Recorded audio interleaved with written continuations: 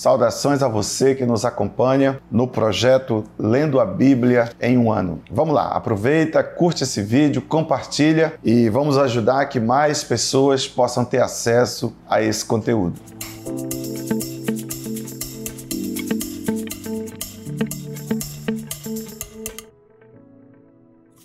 Êxodo capítulo 7 e capítulo 8, alguns episódios interessantes da história do povo de Deus se encontram aqui. No capítulo 7 nós temos um momento onde o Senhor está falando com Moisés para que ele fale com Faraó.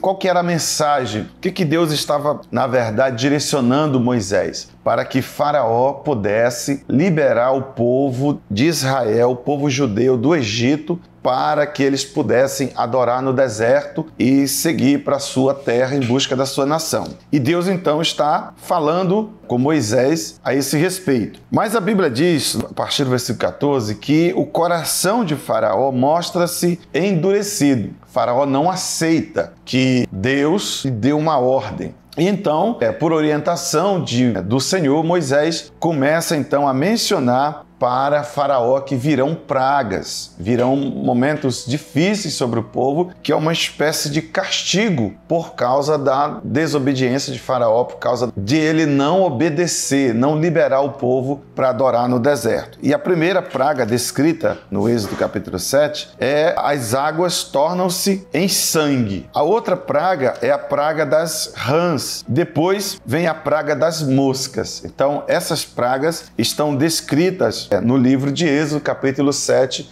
e 8. Lembrando que essas pragas eram, na verdade, ações de Deus para mostrar a Faraó que Deus existe, que o povo era realmente um povo separado por Deus, mas Faraó preferiu sofrer a consequência do castigo com todo o seu povo, com todo o Egito, do que liberar as pessoas da escravidão. Outra parte da nossa reflexão diária é Provérbios capítulo 2, onde a Bíblia nos fala aqui sobre a excelência da sabedoria. Quanto se ganha sendo sábio? Como é nobre e como é diferenciado ser sábio. E a Bíblia fala sobre, aqui no versículo 1, por exemplo, de Provérbios capítulo 2, está assim: Filho meu, se aceitares as minhas palavras e esconderes contigo os meus mandamentos, para fazeres atento à sabedoria o teu ouvido e para inclinares o teu coração ao entendimento. Então, é um pai conversando com seu filho e mostrando para o filho: filho, ouve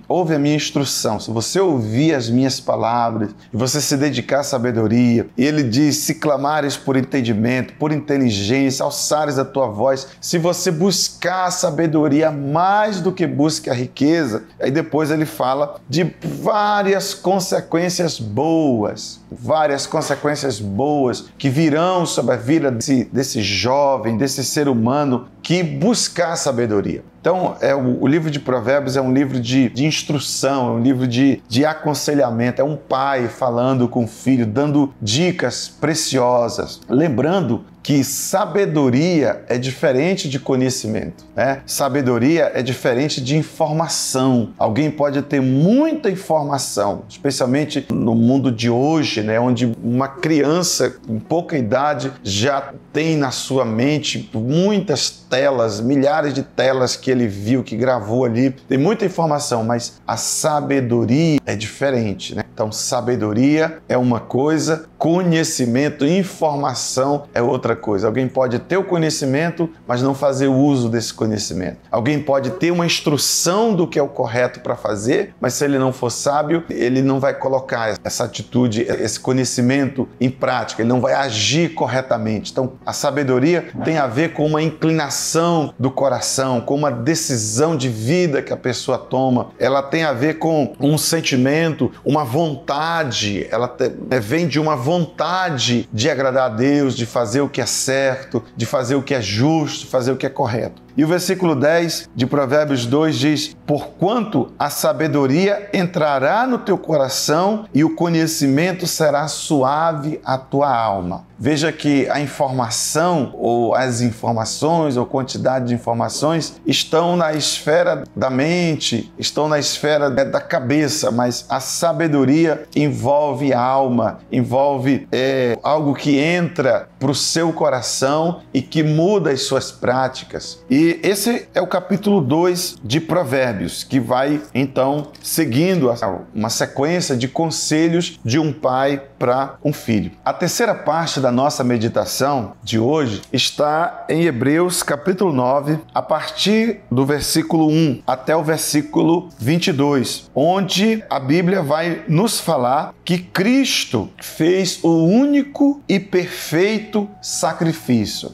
A carta aos Hebreus é uma carta muito interessante que exalta exatamente a obra de Cristo e o sacerdócio de Cristo, fazendo esse paralelo com o Velho Testamento, onde a Bíblia diz que havia essa figura do sacerdote, que era aquela pessoa que fazia a conexão entre os homens e Deus, fazia ele era uma espécie de intermediário nessa relação entre os homens e Deus. Ele falava com Deus a respeito do pecado das pessoas, ele apresentava os sacrifícios e isso passava de geração a geração, séculos e séculos, sendo levantados sacerdotes e fazendo esses rituais. E aqui no livro de Hebreus, a Bíblia vai então nos mostrando que Cristo foi o sumo sacerdote, o maior, o eterno, e que o seu sacrifício é perfeito, ao ponto de não precisar de mais nenhum tipo de sacrifício, nenhum derramamento de sangue ou coisa do tipo, porque o sacrifício dele, ele foi sacerdote, ele foi o cordeiro, ele foi o máximo. E o versículo 11 de Hebreus capítulo 9 nos diz o seguinte: mas vindo Cristo, o sumo sacerdote de bens futuro, por um maior e mais perfeito tabernáculo, não feito por mãos, isto é, não desta criação, nem por sangue de bodes e de bezerros, mas por seu próprio sangue, entrou uma vez no santuário, havendo efetuada uma eterna redenção. Então veja que, enquanto o sacerdote fazia um sacrifício por seus próprios pecados e pelo pecado do povo, e esse sacerdote adentrava a um santuário físico aqui na terra, para apresentar então o sangue, Cristo foi o próprio santuário, Cristo foi o próprio sacerdote e Cristo foi o próprio cordeiro. Então veja como a obra de Cristo é tremenda. E essa é então